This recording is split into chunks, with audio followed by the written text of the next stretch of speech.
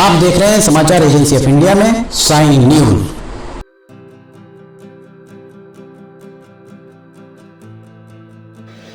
नमस्कार दोस्तों, समाचार एजेंसी ऑफ इंडिया की साइन न्यूज में लिमटी की लालटेन के 534वें एपिसोड में एक बार फिर आपका स्वागत है। रेलवे स्टेशन पर हम खड़े हुए हैं, लगभग 1 महीने बाद आपसे रूबरू हो रहे हैं। उसका कारण ये है कि 19 अप्रैल को डीआरएम नागपुर नमिता त्रिपाठी सिवनी आती हैं, निरीक्षण करती हैं। उसके बाद स्टेशन प्रबंधक के द्वारा एक शिकायत समाचार एजेंसी ऑफ इंडिया के खिलाफ दी जाती है। लगभग 6 बिंदुओं पर बाकायदा सील लगाकर सिग्नेचर करके दी जाती है। समाचार एजेंसी ऑफ इंडिया को कि ये शिकायत यहाँ पर आरपीएफ के द्वारा पढ़कर सुनाई जाती है। 1 महीने से लगातार समाचार एजेंसी ऑफ इंडिया के द्वारा उस शिकायत की जांच जो हमारे खुद के खिलाफ है की मांग की जा रही, पर अभी तक शिकायत की जांच नहीं की गई। उसके अलावा एक शिकायत 4-5 दिन पहले होती है। शुभम शर्मा के नाम से शिकायत फर्जी तौर पर की जाती है।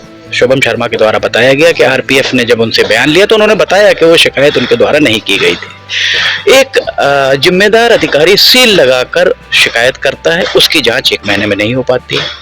हम 1 महीने बाद यहाँ आए हैं और हमारे साथ प्रदेश कांग्रेस कमेटी के सचिव राजा बघेल हैं। यहाँ रेलवे के बारे में जो अभी बताया गया कि पंखे पूरे झूल गए थे, कल बहुत हल्की सी हवा चली थी, अभी जून का आंधी तूफान बाकी है। किस गुणवत्ता का काम यहाँ किया गया है? आप अगर यहाँ देखेंगे तो स्टूल रखा हुआ है, हमारे आते ही वो पंखा भी तिरछा लगा हुआ है। अभी हमारे आते ही कर्मचारी वहाँ से चले गए। ये अभी आज ही बदला गया, अभी इनको ठीक किया गया है, बदला गया है। तो रेलवे की व्यवस्थाएं, और आप देख रहे होंगे वहाँ पर गट्टू टाइल्स जो लगाए गए थे उन्हें निकाल कर फिर से लगाया जा रहा है।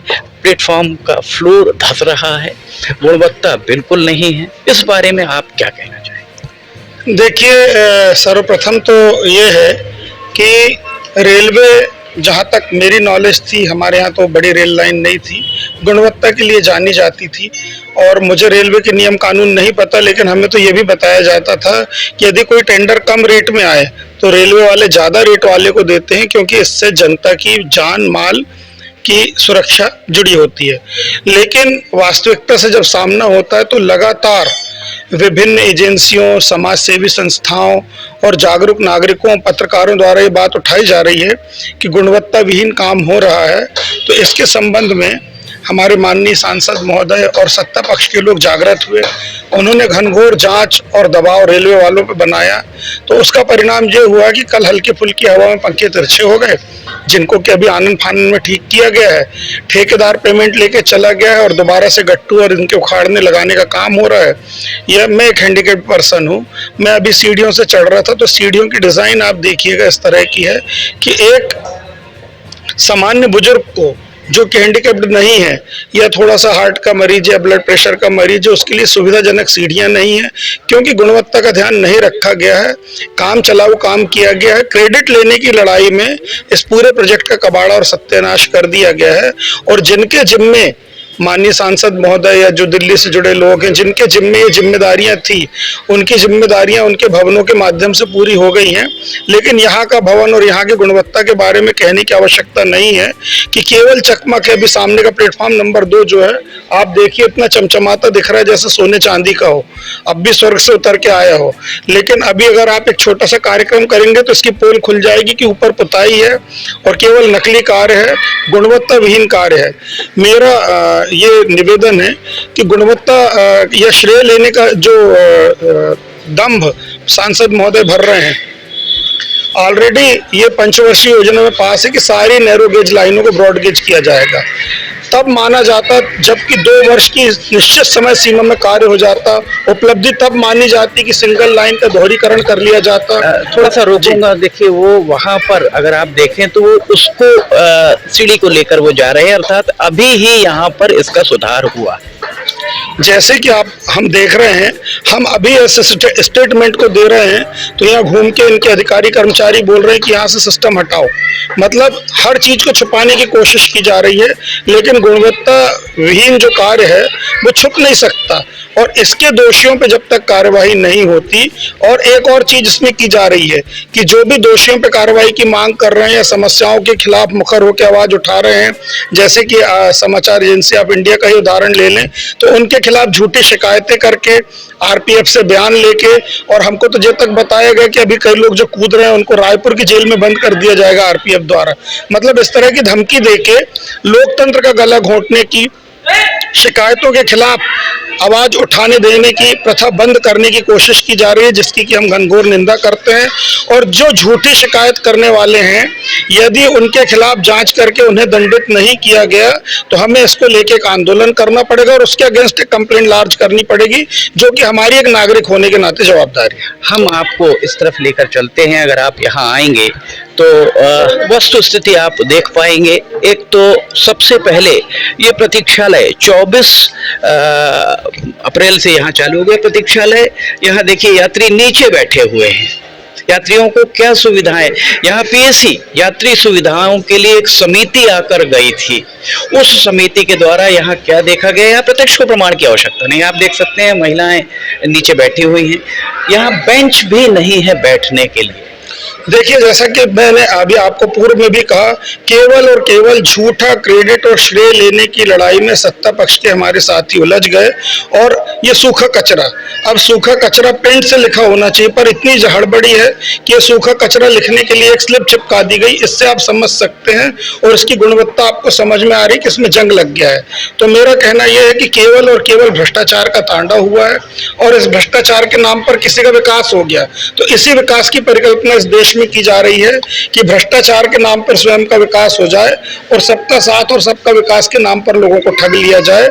मैं इसकी कड़ी निंदा करता हूं, और मैं केवल निंदा नहीं करता हूं, मुझे अब ऐसे लगता है कि जो दोषी लोग हैं, चाहे जिन्होंने भ्रष्टाचार में सहभागिता निभाई हो वो लोग भी, और जो झूठी शिकायतें करके लोकतंत्र का गला घोंटने की कोशिश कर रहे हैं उनके खिलाफ भी, जब तक कार्रवाई नहीं होती हमारी बातें नहीं थमना चाहिए। एक और हम आपको और आगे लेकर चलते हैं। अगर हम आपको यहाँ से लेकर आपको आगे आए, क्योंकि आप प्रदेश कांग्रेस कमेटी और एआईसीसी में खासी दखल रखते हैं, तो ये बात आप केंद्र तक पहुंचा सकते हैं। ये प्रथम श्रेणी प्रतीक्षालय, ताला इसका बंद है, यहाँ कोई भी नहीं। अगर आप फर्स्ट क्लास का या एसी का टिकट लेकर आते हैं तो आप कहाँ बैठेंगे? और अगर आप इसके अंदर देखें, प्रतीक्षालय के अंदर आप देखें, तो एक भी यहाँ पर कुछ आपको नजर आ रहा हो तो बताइए। देखिए, यही बात मार्के वाली है कि जब एक पूरा सिस्टम बनता है तो जो भी प्रोविजन होंगे इस डिपार्टमेंट के, उस प्रोविजन में चाहे फर्स्ट क्लास प्रतीक्षालय हो, चाहे जनरल क्लास का प्रतीक्षालय हो, वहाँ बेंच, टॉयलेट, हर चीज की सुविधा देनी चाहिए। लेकिन यहाँ पर ऐसे लगता है जैसे तैसे कि कर्तव्य की तिश्री करके क्रेडिट ले लिया गया है और आपस की प्रतिद्वंदिता में उलझ के कि मैं विधायक को नीचे कैसे दिखाऊं, विधायक सोचते हैं कि मैं सांसद को नीचे कैसे दिखाऊं, और सत्ता पक्ष के लोग सोचते हैं कि हम अपनी सरकार को कैसे ऊंचे उठाएं। इसमें जनता की वास्तविक समस्याओं की अनदेखी की गई है। रेलवे के कार्यों में जो भ्रष्टाचार हुआ है और जनता को जो असुविधा हो रही है उसके खिलाफ कोई बात करने के लिए सत्ता पक्ष के लोग उपलब्ध नहीं है।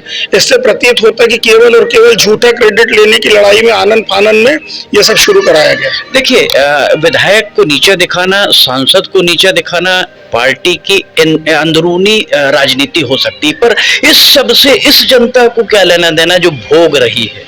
इस जनता में मैं, आप और वे सब भी शामिल हैं। कल यदि मैं ये बात कहता हूं कि कल सांसद जी कभी जल्दी में आए या उनके परिवार के लोग, तो क्या वे इस प्रथम श्रेणी प्रतीक्षालय में रुक पाएंगे जहां पर कि गर्दा है और ताला लगा हुआ है? या उनके परिवार के, उनके क्षेत्र के लोगों को दिल्ली ले जाएंगे तो क्या वहां पे लेट पाएंगे नीचे भरी तपती दोपहर में, जहां पे कि चप्पल के बावजूद भी आदमी को यहाँ गर्मी लग रही है? ऐसी स्थिति में क्या, इन स्थितियों में जानवर भी यहाँ पे नहीं सोएगा? ऐसी स्थिति इंसानों के लिए निर्मित की गई है। ये स्थितियां हैं। अगर हम इस तरफ भी आपको लेकर चलें, और यहाँ पर एक भी आपको आरपीएफ या जीआरपी का कोई भी यहाँ पर कारिंदा नजर नहीं आ रहा होगा। सुरक्षा किसके भरोसे है इस रेलवे स्टेशन की? खुला मैखाना बना हुआ है, खुले तौर पर यहाँ पर शराबखोरी होती है, जो दिखाया। इस प्लेटफॉर्म पर मोटरसाइकिल दौड़ाते हैं लोग, हमने कई बार दिखाया। और समाचार एजेंसी ऑफ इंडिया पे आरोप स्टेशन प्रबंधक लगाते हैं कि समाचार एजेंसी ऑफ इंडिया अपना वाहन लेकर आते हैं, हालांकि हमने प्रमाण मांगा, उनके पास कोई प्रमाण नहीं है। कहीं ना कहीं मीडिया का गला घोंटने का प्रयास इसे माना जा सकता है। देखिए, दरअसल क्या है, सुरक्षा सुरक्षा तो की जा रही है और आरपीएफ भी है। आपका देखने का नजरिया गलत है। समाचार एजेंसी ऑफ इंडिया के लोग जनता के नजरिए से देख रहे हैं और वो अपने आरपीएफ आप लोगों के खिलाफ झूठी शिकायतों का संज्ञान लेने के लिए है। जनता की सुरक्षा के लिए यहाँ आरपीएफ नहीं है, जनता की सुरक्षा के लिए नहीं है। महिलाएं असुरक्षित महसूस करती हैं और यदि शाम की रात की ट्रेन या इतवारी रीवा इतवारी या नागपुर हो, कभी आप आइए, यहाँ भयावह मंजर रहेगा कि एक दो लोग यदि उनकी जेब में 10-5 हजार रहे तो उनको भी डर लगता है सुबह लेकिन 4 बजे। हाँ, लेकिन उसके लिए भी यहाँ पर सुरक्षा नहीं है। लेकिन यदि आप उनके खिलाफ आवाज उठाते हैं तो वो इतनी सुरक्षा देते हैं कि आपके घर तक पहुंच जाते हैं पूछने के लिए कि शिकायत में बताइए। शिकायत अभी हुई, आपको आपकी जानकारी मिलाना चाहेंगे। शुभम शर्मा के नाम से शिकायत होती है। शिकायत जो जैसा कि शुभम शर्मा ने बताया, शिकायत में उनका पता नहीं होता है, पर आरपीएफ उनके घर पहुंच जाती है। तो आरपीएफ के पास एक बहुत बड़ा जादू का एक कोई जिन्न है जिसने बता दिया शुभम शर्मा यहाँ रहता है और यही शुभम शर्मा है। देखिए, मैं आपसे यही कह रहा हूं कि जनता की सुविधा के लिए इनकी आरपीएफ नहीं है। इनकी आरपीएफ इस बात के लिए है कि जो भ्रष्टाचार सारे लोगों ने मिलजुल के किया है उसमें मुझे लगता है कि शीर्ष रेलवे के अधिकारी भी शामिल हैं। इसीलिए आरपीएफ इतनी शिद्दत से अपना काम कर रही है कि शिकायतकर्ता जिसका पता ना हो उसको ढूंढ ले रही है। लेकिन जनता जो यहाँ भयभीत है, जिसको रात को आने में डर लग रहा है, उसकी सुरक्षा के लिए आरपीएफ कुछ नहीं कर रही है। आपका कहना बिल्कुल सही है, जिसका पता नहीं है उसको आरपीएफ ढूंढ ले रही है कि इसके द्वारा शिकायत की गई, पर यहाँ स्टेशन प्रबंधक सील लगाकर दे रहे हैं, उनके बयान नहीं ले पा रहे हैं। वो इसलिए नहीं ले पाएंगे क्योंकि हमाम में सारे नंगे हैं और इसमें मेरा आरोप है कि इसमें न केवल रेलवे विभाग के अधिकारी कर्मचारी शामिल हैं बल्कि शीर्ष स्तरीय नेता लोग भी जो डेबिट क्रेडिट की लड़ाई में उलझे हुए हैं। यदि ऐसा नहीं होता और वे सच्चे अर्थों में हमारे जनप्रतिनिधि होते तो आज हमारी और आपकी जरूरत नहीं पड़ती, वही इन सब समस्याओं के खिलाफ आवाज उठाते। इसमें कोई दो राय नहीं कि सांसद की जिम्मेदारी और वो अपनी जिम्मेदारी निभाने की कोशिश करते दिख भी रहे हैं, लेकिन जिम्मेदारी निभाने की कोशिश में यहाँ पे यदि कोई लाभ नहीं हुआ और जो रूटीन के काम हो रहे हैं उसी का क्रेडिट लेंगे तो फिर हम इसको डिस्क्रेडिट कहेंगे। यदि वो क्रेडिट लेना चाहते हैं तो फिर वो सही मायनों में आके जनता की समस्याएं सुने, उसके खिलाफ आवाज उठाएं। उसके खिलाफ समाचार एजेंसी ऑफ इंडिया या हम या रेल संघर्ष समिति आवाज नहीं उठाएगी और यदि उठाएगी तो आरपीएफ पहुंचेगी, तो इसमें यह निंदनीय बात है। तो ये सारी चीजें जो विसंगतियां आपने देखी, उसको क्या आप कांग्रेस के माध्यम से रेल मंत्री तक भेजने का प्रयास करेंगे? मैं कोशिश करूंगा कि 1-2 दिन में हम इस बात को लेकर ज्ञापन दें और यदि ज्ञापन में हमारे कार्रवाई नहीं होती है उन दोषी लोगों के खिलाफ जिन्होंने की शिकायत की है झूठी और उनका पता नहीं चलता है, और इसके अलावा हम रेल विभाग के सुरक्षा के अधिकारियों से और आरपीएफ के अधिकारियों से मांग करेंगे कि वो इतने तेज कैसे चले कि आरपीएफ को बिना पते वाला शिकायतकर्ता मिल गया, जबकि उसका मोबाइल नंबर भी नहीं था उसमें, जिसका बिना पते वाला शिकायतकर्ता मिल गया। और यदि इतनी इफिशिएंट रेल सर्विस है, जैसे कि मुझे लगता होगा ही होगी, क्योंकि जब बिना फोन नंबर और बिना एड्रेस का शिकायतकर्ता मिल सकता है तो मुझे विश्वास है यदि इतनी इफिशिएंट है आरपीएफ की टीम तो वो उस अननोन झूठे शिकायतकर्ता को भी ढूंढ निकालेगी। और यदि नहीं ढूंढ पाई तो ये माना जाएगा कि सारे रेल के अधिकारी और आरपीएफ मिलके इसको बचाने का षड्यंत्र कर रहे हैं कि कोई इनके खिलाफ आवाज ना उठाए। बहुत शुक्रिया आपका। आप थे राजा बघेल, प्रदेश कांग्रेस कमेटी के सचिव, और आपके द्वारा समय समय पर सिवनी की समस्याओं को प्रदेश और नेशनल स्तर पर उठाया जाता है, राष्ट्रीय स्तर पर आपके द्वारा उठाया जाता है, जनहित की बातें आपके द्वारा की जाती हैं। अभी हाल ही में जब अतिक्रमण विरोधी अभियान बस स्टैंड पर चल रहा था तो सिर्फ राजा बघेल ही थे कांग्रेस की तरफ से जिनके द्वारा व्यापारियों की समस्याओं को देखते हुए, चूंकि प्रशासन अतिक्रमण हटा रहा था, तो आपके द्वारा ही लोगों का सामान अपने पूरी टीम के साथ खाली कराया गया। व्यापारियों के साथ आप कंधे से कंधा मिलाकर खड़े हुए थे, आम जनता के साथ भी आप कंधे से कंधा मिलाकर खड़े हुए हैं। उम्मीद ये भी है कि यात्रियों की समस्याएं जो यहाँ पर देख रहे हैं, प्रथम श्रेणी यात्री प्रतीक्षालय खाली पड़ा हुआ है, जनरल यात्री प्रतीक्षालय पूरा खाली पड़ा हुआ है, यहाँ पर सुरक्षा के नाम पे आरपीएफ जीआरपी कुछ भी नहीं है। पानी की व्यवस्था कैसी है ये कहना बड़ा मुश्किल है। कोई भी रेलवे का कर्मचारी अधिकारी आपको नहीं दिख रहा होगा। गुणवत्ता किस तरह की है, पंखे झूल जाते हैं। इन सारी बातों के संबंध में भी आपके द्वारा रेल मंत्री, प्रधानमंत्री, क्षेत्रीय सांसद, भले ही किसी भी दल के हों, चूंकि ये जनता से जुड़ा मामला है, उन तक आवाज बुलंद जरूर करेंगे। बहुत शुक्रिया आपका। समाचार एजेंसी ऑफ इंडिया की साई न्यूज में लिमटी की लालटेन के 534वें एपिसोड में फिलहाल इतना ही। अगर आपको समाचार एजेंसी ऑफ इंडिया की साई न्यूज में लिमटी की लालटेन पसंद आ रही है तो आप इसे लाइक, सब्सक्राइब, शेयर जरूर कीजिएगा। समाचार एजेंसी ऑफ इंडिया के सहयोगी अखिलेश दुबे के साथ लिमटी की लालटेन का 535वां एपिसोड लेकर बहुत जल्द हाजिर होंगे। फिलहाल इजाजत लेना चाहेंगे। जय हिंद।